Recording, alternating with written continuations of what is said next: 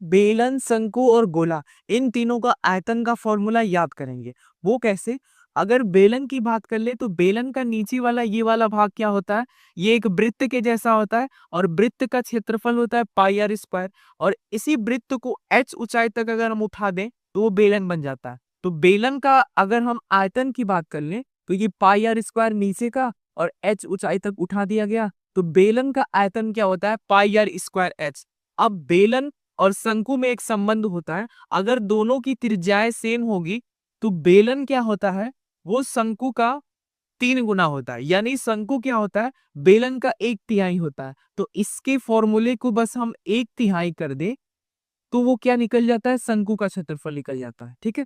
अब शंकु जो होता है वह बेलन का क्या होता है, शंकु जो होता है वो गोले का आधा होता है, यानी गोला क्या होता है, शंकु का 2 गुना होता है। तो इसी फॉर्मूले को जब हम 2 गुना कर देंगे शंकु वाले फॉर्मूले को, तो हमारा क्या निकल जाएगा, गोले का आयतन। ठीक है। तो 2/3 पाई आर स्क्वायर एच। अब यहाँ पे अगर एच की बात कर ले तो ये एच क्या है, ये 2r के बराबर है।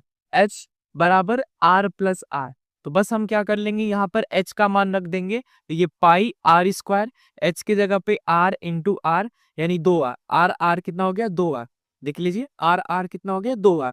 तो 2 × 2 4/3 पाई आर, यहाँ पे 2 पावर है, यहाँ पे 1 पावर है, तो 3 पावर। तो इस तरह से गोले का क्या हो जाएगा, आयतन 4/3 पाई आर क्यूब, इसका 1/3 पाई आर स्क्वायर एच और इसका पाई आर स्क्वायर एच।